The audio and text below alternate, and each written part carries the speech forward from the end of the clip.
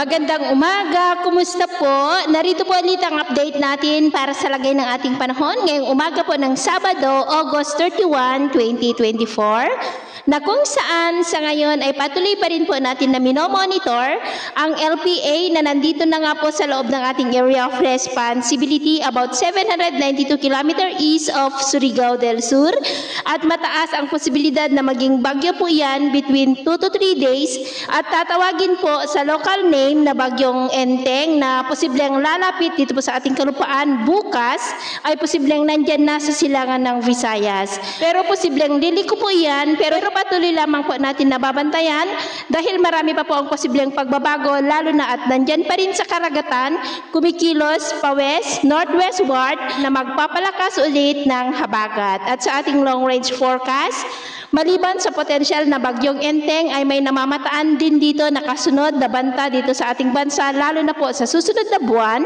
at ang development ng mayan ang ating babantayan kung matutuloy po o hindi. At sa lagay po ng ating panahon ngayong madaling araw dahil po sa habagat at trough ng LPA ay may mga isolated rain sa ilang bahagi po ng Nueva Ecija, Aurora, Quirino, Bulacan, Metro Manila, ilang bahagi ng Quezon, Oriental Mindoro, ilang bahagi ng Palawan, Bicol Region, Panay Island, Negros, Cebu, Bohol, Leyte, Samar Provinces, Sulu Archipelago, Zamboanga Peninsula, Northern Mindanao, Caraga, Davao Region at ilang bahagi po ng Southern Mindanao. At mamaya ay sisikat po ang araw sa malaking bahagi ng ating bansa lalo na dito sa Northern at Central Luzon.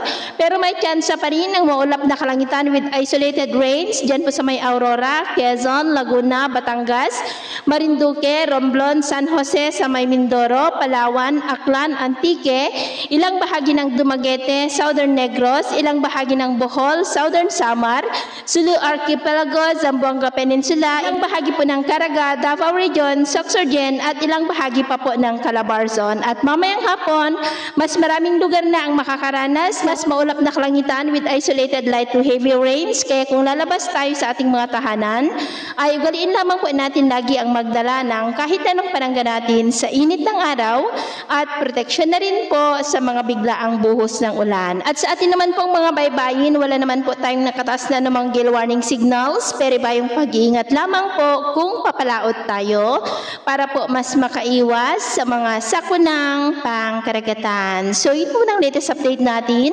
sa araw na ito. Ako po muli si James na nagsasabing sa kahit anong pagsubok po na darating sa ating buhay, huwag na huwag po tayong mawawalan ng pag-asa. Thank you and God bless.